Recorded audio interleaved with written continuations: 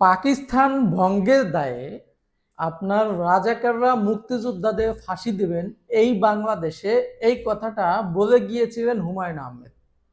দর্শক, আজকে কিন্তু কথাগুলো আপনার হারে হারে মানে বাস্তব হচ্ছে। বিষয়টা হচ্ছে, আপনারা জানেন যে কুখ্যাত একজন রাজাকার, যিনি 1971 সালে মহান মুক্তিযুদ্ধে বাংলাদেশের বিরুদ্ধে এবং অবস্থান নিয়েছিল এবং বাংলাদেশের মা বোনদেরকে ধর্ষণ করেছিল, বাংলাদেশের মানুষের অর্থ সম্পদ লুটপাট করেছিল এবং মুক্তিযোদ্ধাদেরকে হত্যা করেছিল, বাংলাদেশের আপামর জনগণকে যারা হত্যা করেছিল তার মধ্যে অন্যতম হচ্ছে এই আজহার।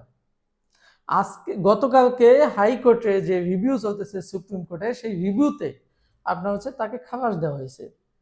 এখন একজন রাজাকারকে এইভাবে, যে নাকি 1971 সালের মহান স্বাধীনতার সময় মানবতা বিরোধী কর্মকাণ্ডে লিপ্ত ছিল, তাকে কি এইভাবে খালাস দেওয়া যায়?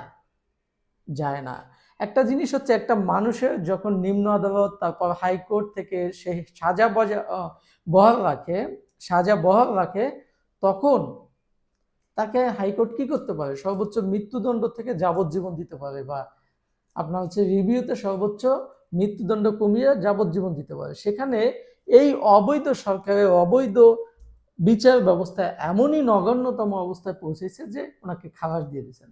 আচ্ছা, এরকম একজন কুখ্যাত রাজাকারকে যদি খালাস দেওয়া হয়, এবং তাকে দেখলাম আজকে ফুলের মালা দিয়ে বরণ করে নিয়েছে হচ্ছে গিয়া জামায়াত, এই জামায়াত এবং শিবিরের পোলাপাইন এবং লোকজন, তারা যে এই যে আজকে ফুলের মালা বরণ করলো, কিন্তু পক্ষান্তরে কি হলো? পক্ষান্তরে যেটা হলো, আপনারা দেখেন যে সারা বাংলাদেশে মুক্তিযোদ্ধাদেরকে জুতার মালা দেওয়া হচ্ছে, অপমানিত করা হচ্ছে, লাঞ্ছিত করা হচ্ছে। এখন কি মনে হয় আপনাদের কাছে, যে ওই যে হুমায়ুন আহমেদ বলে গেছিল আজকে থেকে আরো বহু বছর আগে, যে কি সেটা হচ্ছে, এই বাংলাদেশে পাকিস্তান ভঙ্গের দায়ে আপনার মুক্তিযোদ্ধাদেরকে ফাঁসির দড়িতে ঝুলাবেন হচ্ছে রাজাকাররা। বর্তমান পরিস্থিতি কি তাই নয়? এখন বিষয়টা হচ্ছে, এই রাজাকার বদল আর শান্ত। আর একটা বিষয় হচ্ছে, এই আজাহারের মুক্তির পরে এর বিরোধিতা করে বাংলাদেশের যারা স্বাধীনতা সপক্ষের শক্তি হয়েছেন, স্বাধীনতাকে বিশ্বাস করেন, ধারণ করেন, তারা ব্যাপকভাবে আন্দোলন করেছেন, তাদের উপরও হামলা চালিয়েছে গতকালকে। কিন্তু এই প্রশাসন নিশ্চুপ।